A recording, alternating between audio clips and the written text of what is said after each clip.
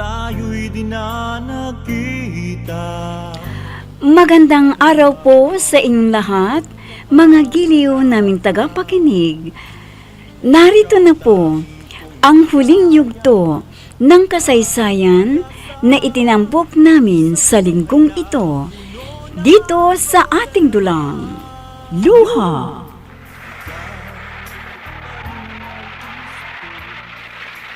Bridget! Buksan mo nga tong pintuan at may dala-dala ako. Bridget! Bridget! Ibababa ko na nga itong dala ko. Nakatulog siguro ang babaeng yon dahil sa pagbubuntis niya. Teka nga't bubuksan ko na ang pintuan. Bridget! Hindi sumasagot. Hindi pa siguro. Pamilyar sa akin ang busis na yun, ha? Idyang, ikaw nga ba yan? Eduardo? Idyang, ikaw nga. Idyang, ang tagal-tagal kitang hinanap. Dito naman pala kita matatagpuan. Eduardo! Oo. Eduardo! Hindi mo lang alam kung gaano ako nagulila sa'yo. Eduardo! Idyang,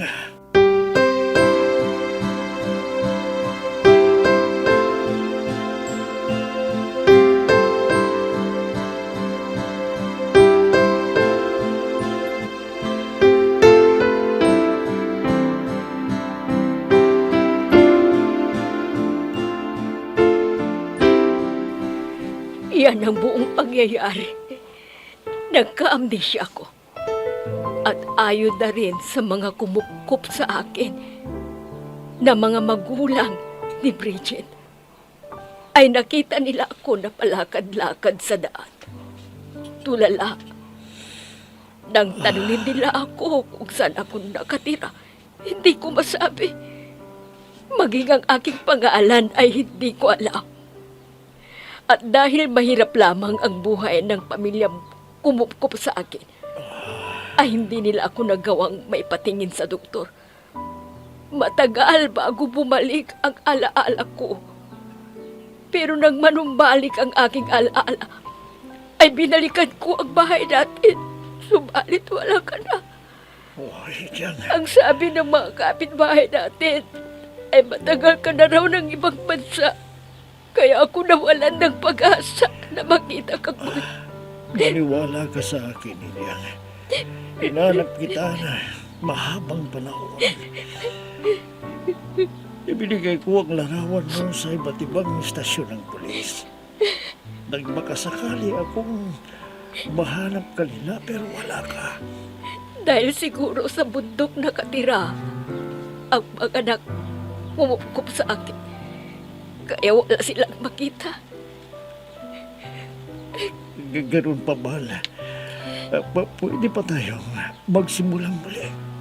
Eduardo, Oo. Mahal na mahal kita, Idyang. Totoong nasa ibang bansa ako pero ang puso ko ay naiwan dito sa Pilipinas. At walang araw na hindi ka naman ang aking isipan. pero paano ang pamilya mo? Baka ako pa ang maging dahilan ng pag-aaway ninyo mag-asawa. Wala akong naging asawa, Idyang. Ano? Oo. Hindi na ako nag-asawa dahil paano ko yung pakikisamahan ng babaeng hindi naman nagmamayari ng puso ko. Kaya libreng-libre ako, Idyang. Kaya lang, baka ikaw, hindi na pwede.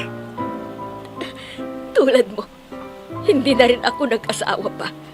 Dahil ikaw lamang ang nagmamay-ari ng puso ko.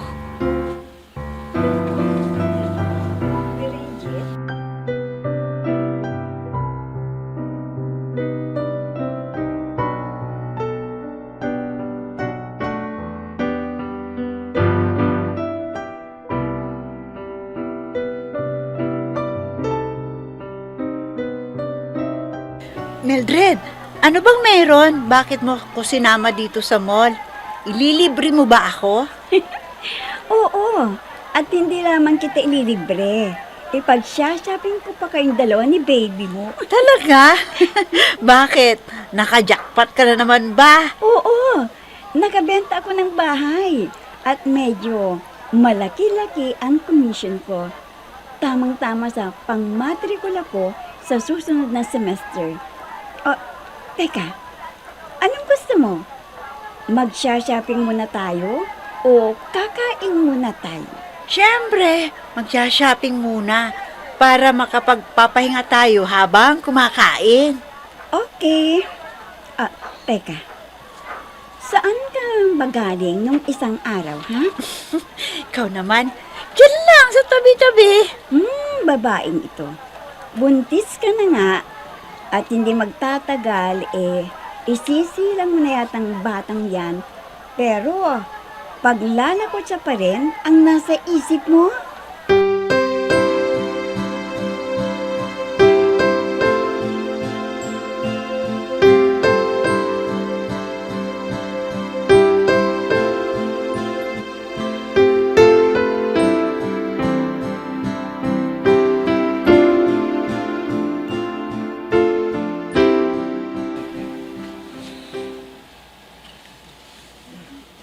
Saan ka ba nagpunta? At bakit ngayon ka lang nagpakita sa akin? Kuan, na destino kasi ako sa Cebu eh. Bakit hindi ka man lang tumawag sa akin o kaya mag-text? Masyado ako kasing busy. Alam mo naman, hindi biro ang maging supervisor. Lalo na kumpanya ni Papa. Para naman sa ating dalawang ginagawa kong ito. Pagkatrabaho. Di baling malayo ako. Importante, meron naman tayong pera. Papaano naman ako? Itong baby natin. Edu, pakakasalan mo ba ako? Oo. Sobra kitang na-miss. Bridget. Edu, miss na miss kita. Edu. Edu. Bridget.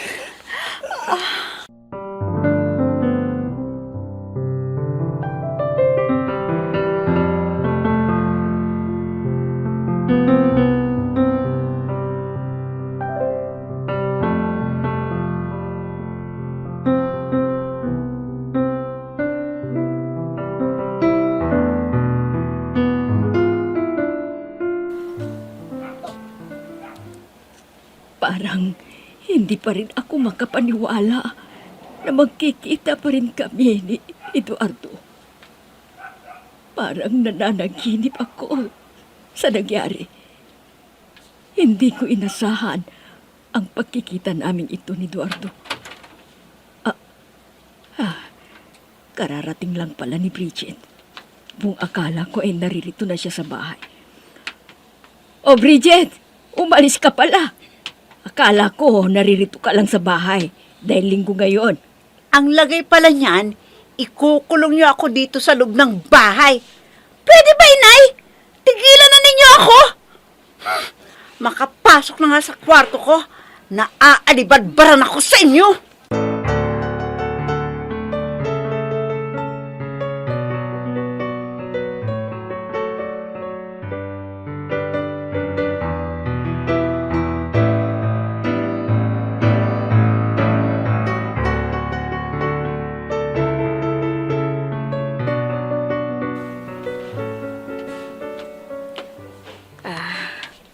Maagang nagsara ang kantina.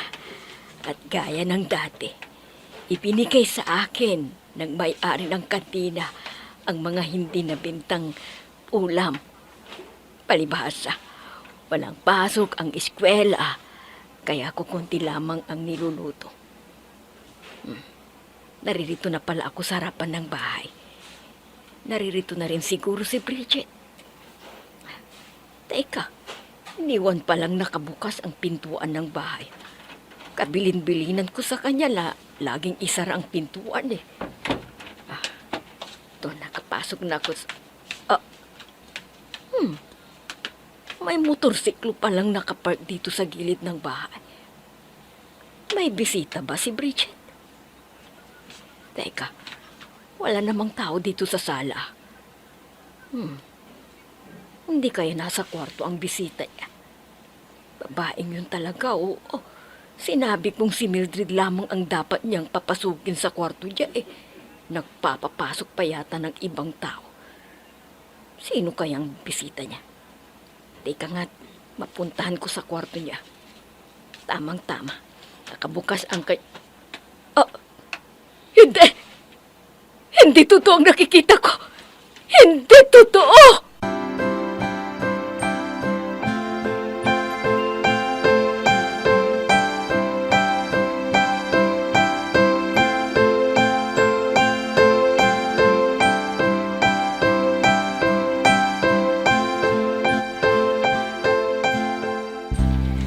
Bridget! Anong ibig sabihin nito, ha? Ano? Ang inay, Ang ina mo. Nasaan ang pandalang ko? Bridget! Ano ito? Ha? Ano ito? inay! Pinag-aaral kita kahit na nabuntis ka para sa iyong magandang kinabukasan. Pero ano tong ginagawa mo, ha? At talagang dito pa mismo sa bahay! Ha? Bakit? Alis na ako. At ikaw lalaki, ha? Siya bang nakabuntis sa'yo? Talagang dito pa ninyo ginagawa ang kamunduhan ninyo? At ikaw lalaki, umalis ka ngayon din! Umalis ka! Ikaw ang umalis, inay! Ikaw! Hindi si Edo! Dahil siya ang ama ng ipinagbubuntis ko! Nag-iisa ka lang.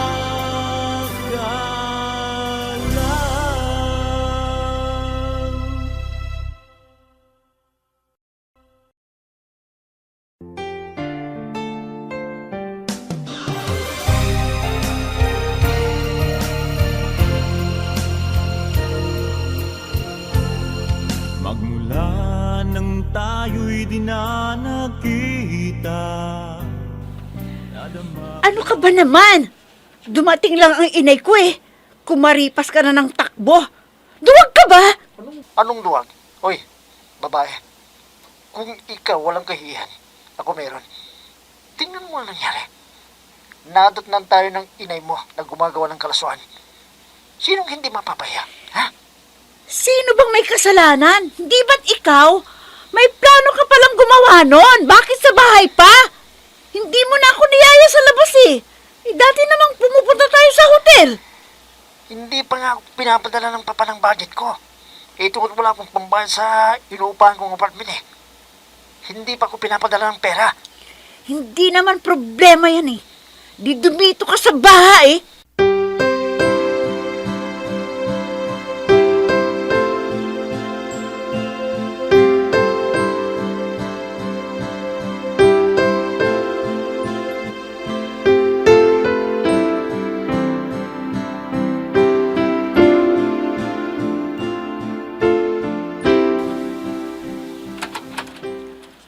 Aling Ijang?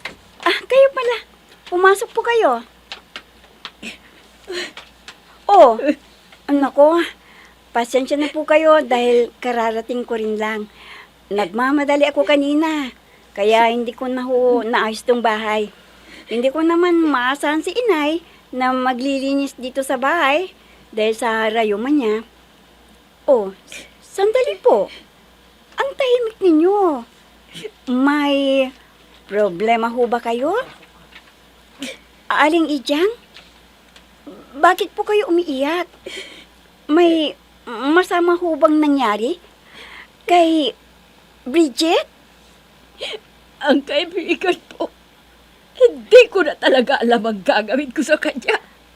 Bakit ho? Ano na naman ho ba ang ginawa ni Bridget? Nadatnan ko silang dalawa ng lalaki. Sakto na gumagawa ng makabundong gawain. Ho? Mildred, hindi ko na talaga alam ang gagawin kong pagtuturo sa kanya. Napakatigas ng ulo. Inay! Si Bridget, Ang galing niyo naman! Talaga lang ha? Pumunta pala kayo dito sa bahay para i-chismis ako. Sa lahat pa talaga ng tao na pwedeng pagchismisan, ako pa na anak niyo. Tumigil ka na, Bridget! Sumusobra ka na!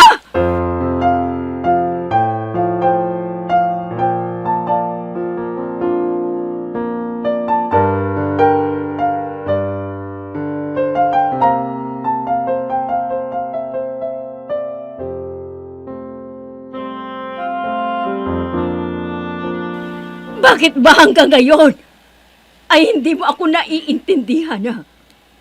Sinisita ko ang bawat pagkakamali mo dahil gusto kong ituwid ka.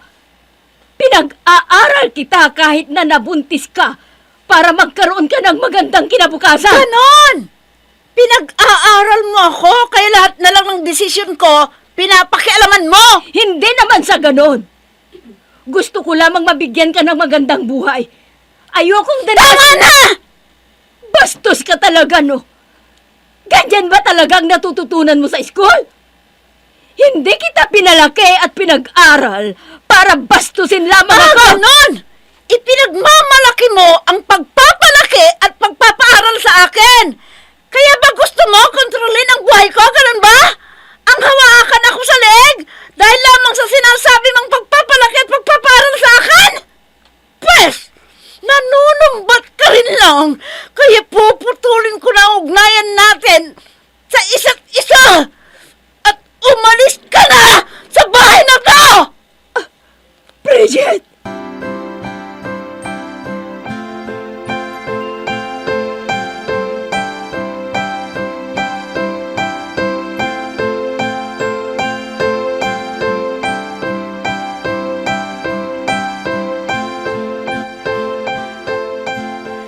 Bigating subdivision itong nilalakaran natin, ha?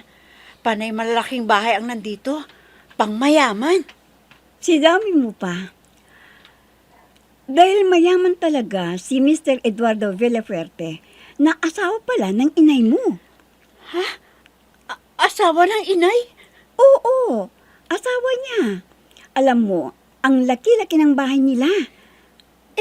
Kung asawa siya ng inay, ibig sabihin, dating mayaman si inay bago siya na aksidente. Oo, pero sadyang mabait ang inay mo at mapagpakumbaba. Kahit mayaman siya, hindi ito kinakitaan ng anumang pagmamataas.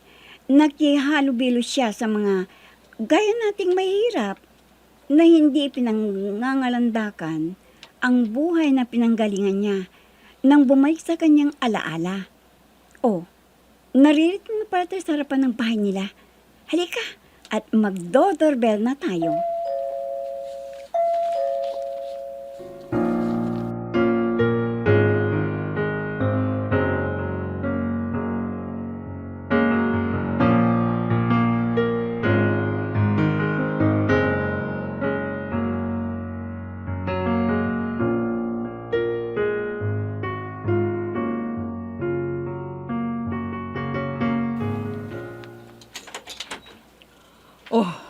Bridget, ikaw pala. Anong kailangan mo? Umuwi na po kayo sa bahay. Bridget, gustuhin ko man ay hindi na pwede. Dahil mayroon akong asawa at siya na ang nagdesisyon na iwanan ka para muli kaming magkasama sa bahay na ito. Kung ganon, dito na rin ako titira. Lalong hindi pwede. Dahil nakita ni Eduardo kung paano mo ako tratuhin. Kaya ikinalulungkot ko. Inay, patawarin niyo ako. Bumalik ka na sa bahay, Inay. Anak, Inay. mahabang panahon na magkasama tayo. Habang malayo ako sa asawa ko ng mahabang panahon. Kaya nararapat lamang na siya ang bibigyan ko ng panahon dahil asawa ko siya. Kaya magkakaalis ka na. Hindi, Inay. Huwag kang lumayo sa akin, Inay. Kailangan kita sa buhay ko, Inay. Pabalik ka na sa akin. Patawarin mo na ako.